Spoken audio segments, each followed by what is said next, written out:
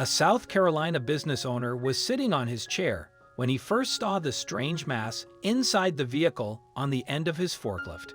Quickly realizing what it was, the man saw that its inhabitants were angry at being disturbed. If he moved too quickly or in the wrong way, he could be in serious trouble, but he urgently needed help. Before we begin, make sure you smash that like button, subscribe to our channel, and click the notification bell for more amazing videos. On November 7, 2014, a resident of Moncks Corner, South Carolina, found himself in a dangerous situation. That citizen was Robert McDougall, who runs a truck-hauling business called Hurry Up Towing. And during his business that day, McDougall ran into some serious difficulty. To start with, McDougall's day didn't seem to be particularly noteworthy. Soon, however, things took a turn for the worse, and it all began with a camper van parked at his storage depot. In the chaos that followed, moreover, McDougall would soon regret ever seeing the vehicle. McDougall was using a forklift truck to shift the camper when suddenly he noticed something. Yes, there was movement inside the vehicle, as though something had been disturbed. Whatever it was, wasn't staying confined to the camper though. In fact, it was swarming out to see what was pestering it. That it turned out to be a huge swarm of angry insects. Initially, McDougall took the buzzing black and yellow bugs for bees, and naturally he was terrified by them. I sat in the chair with my arms like this crossed for about 20 minutes.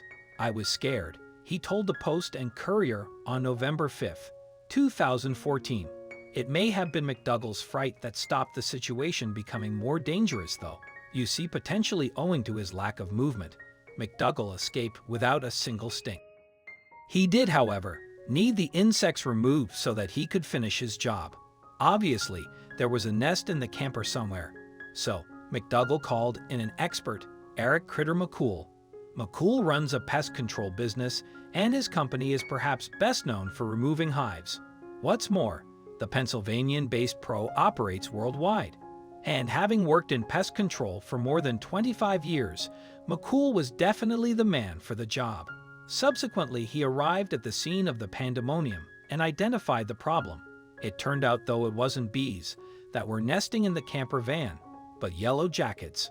Also, if you have not done so already, please subscribe to our channel and click that notification bell to get inspired by these animal stories every day. Now, back to the story. Yellow jackets are a type of wasp.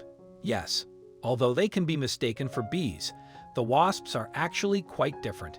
Regardless, the nest had to go, so McCool ventured into the camper to locate it, and to his surprise, finding it was not the problem.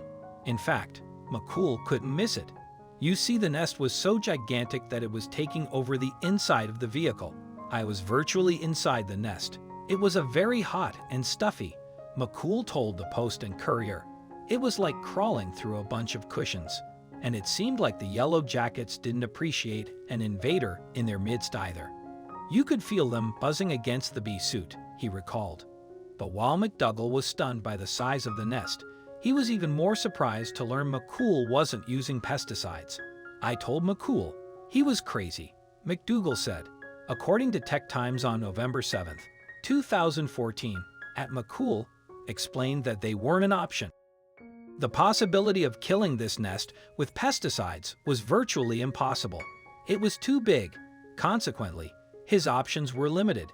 Fellow pest removal experts advised burning the nest, but McCool disagreed. Under the circumstances, he decided that the best option was to remove the hive manually. To many, though, that would be a daunting prospect, even with a protective bee suit on.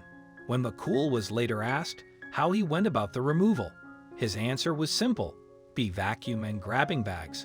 Quite an adrenaline rush, he told the Post and Courier, and the technique proved surprisingly effective. Fascinatingly, too, 37 queens were extracted from the hive as it was destroyed. Even inside his protective suit, though, McCool was still stung 6 times by the tenacious insects.